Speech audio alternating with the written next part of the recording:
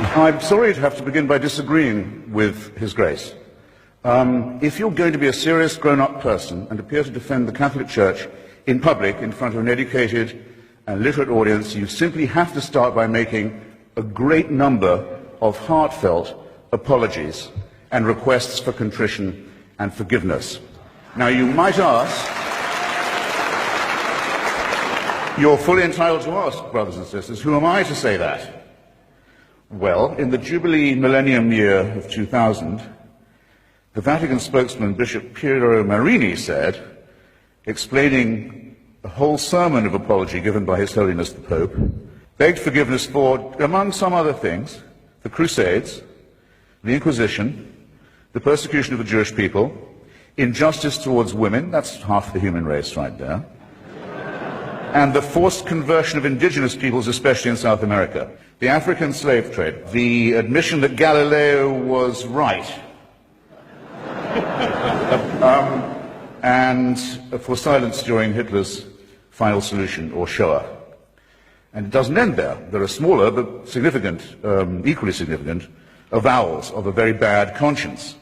These have included regret for the rape and the torture of orphans and other children in church-run schools in almost every country on earth, from Ireland to Australia. And to say that this is the responsibility laid upon you by the horrific admission that you've already had to make is not accepting responsibility in any adult sense. There will come a time when the Church will issue apologies and explanations and half-baked appeals for forgiveness for things it's still doing. I think that there will be an apology for what happened in Rwanda, the most Catholic country in Africa, where priests and nuns and bishops are on trial for inciting from their pulpits and on the Church's radio stations and newspapers the massacre of their brothers and sisters. Staying in Africa, I think it will one day be admitted with shame that it might have been in error to say that AIDS is bad as a disease, very bad, but not quite as bad as condoms are bad, or not as immoral in the same way. I say it in the presence of His Grace, and I say it to His face.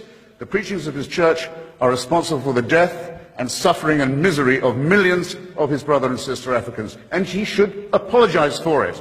He should show some shame.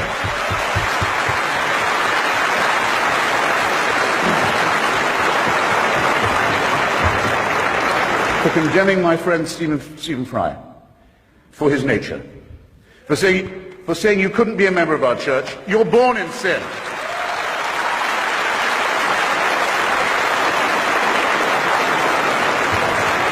He's not being condemned for what he does, he's being condemned for what he is. You're a child made in the image of God. Oh no, you're not. You're a faggot. And you can't join our church and you can't go to heaven. This is disgraceful. It's inhuman. It's obscene. And it comes from a clutch of hysterical, sinister virgins who've already betrayed their charge in the children of their own church. For shame, for shame.